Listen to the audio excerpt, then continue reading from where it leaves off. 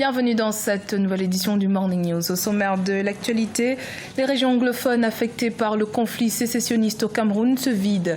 Les combattants sécessionnistes qui ont repris les violences depuis la condamnation à vie de leur leader ont lancé 21 jours de ville morte, appel qui met notamment en péril la rentrée scolaire pour les habitants de ces régions. Le gouvernement nigérien a adopté une politique nationale de population.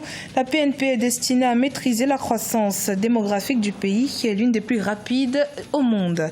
Et puis, le Soudan aurait besoin d'environ 8 milliards de dollars pour relancer son économie.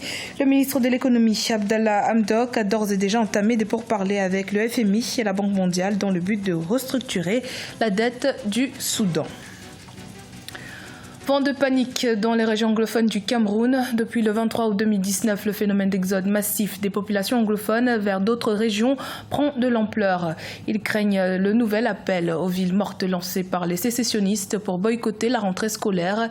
Les combattants sécessionnistes qui ont repris les violences depuis la condamnation à vie de leur leader ont lancé 21 jours de villes mortes en zone anglophone. Les précisions dans ce sujet de notre correspondante Viviane Baoké.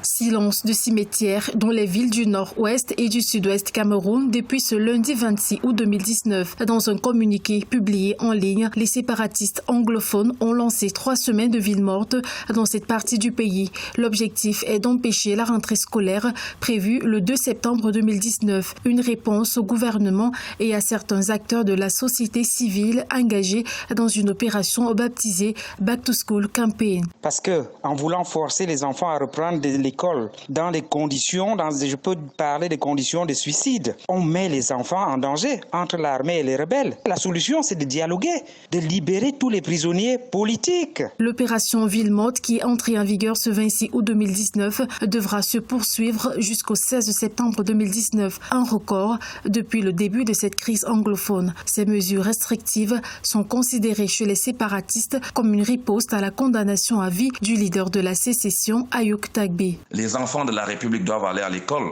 dans toutes les 10 régions du pays. Et donc, la conscience collective nationale se retourne vers l'ordre gouvernant avec tout le pouvoir souverain du peuple camerounais et pour permettre à ces enfants d'aller à l'école en sécurisant. Il est question de sécuriser ces régions du nord-ouest et du sud-ouest en ces périodes de rentrée. Les mots d'ordre lancés pour 21 jours de débrayage, eh bien, il est aussi question d'en appeler au courage des parents, pas seulement au courage, à leur sens des responsabilités. Cette opération des villes mortes a très peu été appréciée par la population locale, ce qui entraîne d'ailleurs l'exode massif de la population anglophone vers d'autres régions pour s'y réfugier. Le gouvernement, qui a pris connaissance de cet état de choses, en appelle à la responsabilité des parents et prend la communauté nationale et internationale à témoin.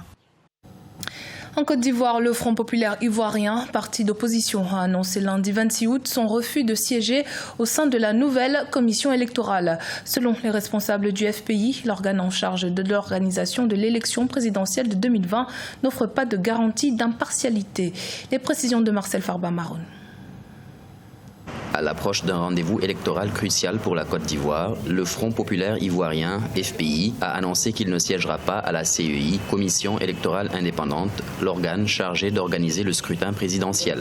Sollicités par le gouvernement, les responsables du dit parti disent ne pas se sentir concernés, la loi ne correspondant ni à l'esprit ni à la lettre de la réforme telle que sollicitée.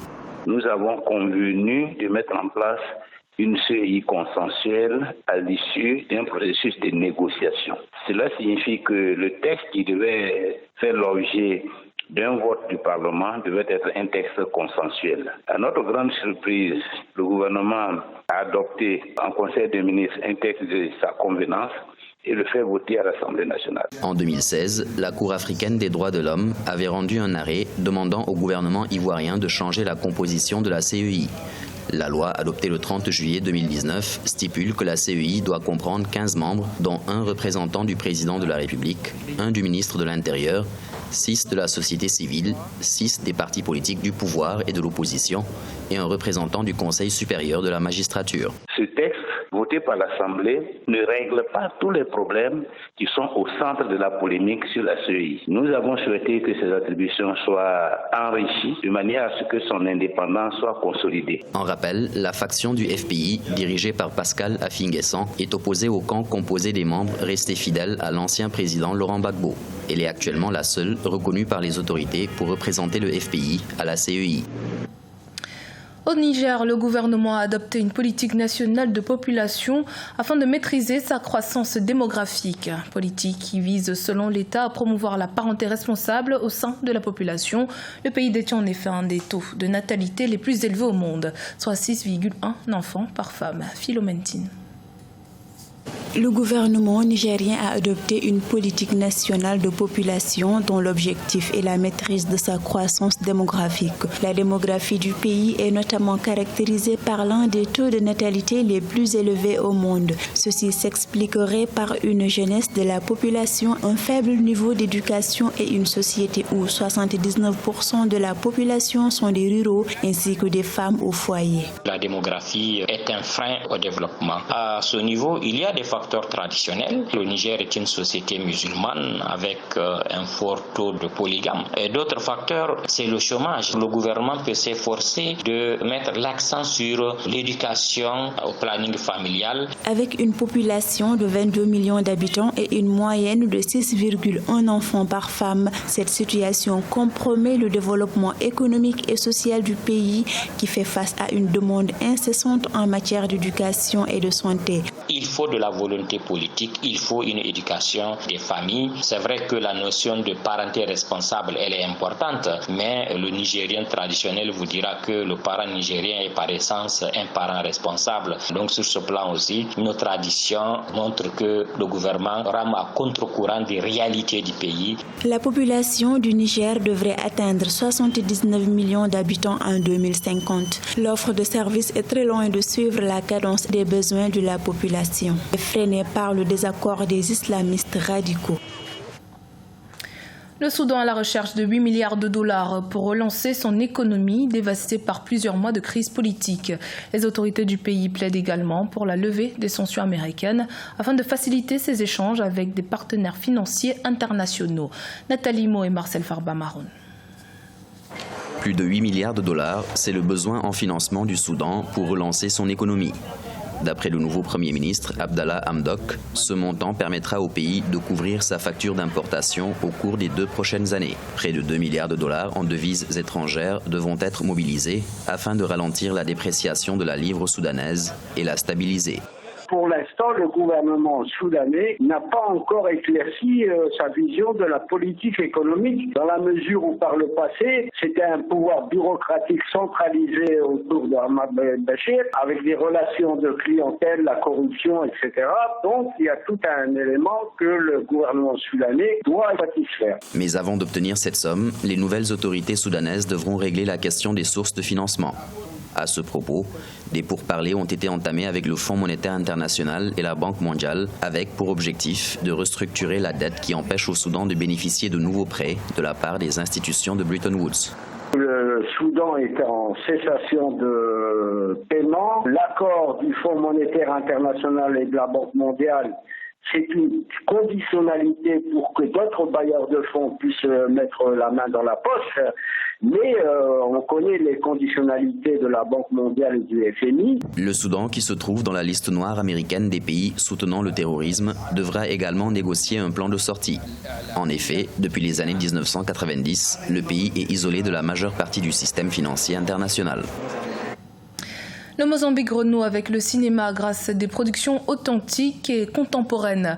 Redemption, un long métrage réalisé par Mickey Fonseca, s'inscrit dans cette dynamique. Dans le film, Bruno Pereira, l'acteur principal, joue le rôle d'un ancien détenu qui, à sa sortie de prison, se voit rattrapé par sa vie criminelle. Découverte avec Aïssa Toubari.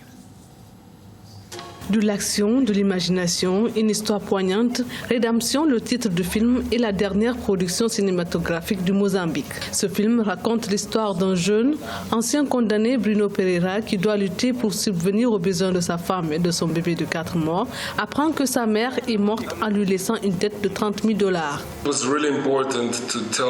C'était vraiment important de raconter l'histoire parce que tout d'abord c'est un film qui se déroule ici et maintenant.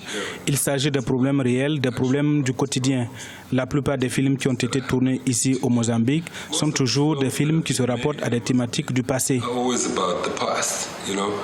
Sous la direction de Samora Machel, après l'indépendance, le Mozambique a développé une industrie de films documentaires robuste à partir de 1976. Rédemption est une histoire contemporaine qui veut se départir du passé pour raconter le présent des Mozambicains. C'était merveilleux. Un film national à 100% avec plein d'actions. Ce que nous voyons à l'étranger, nous pourrions le voir ici au Mozambique. Félicitations à Mara Film, c'était très bien.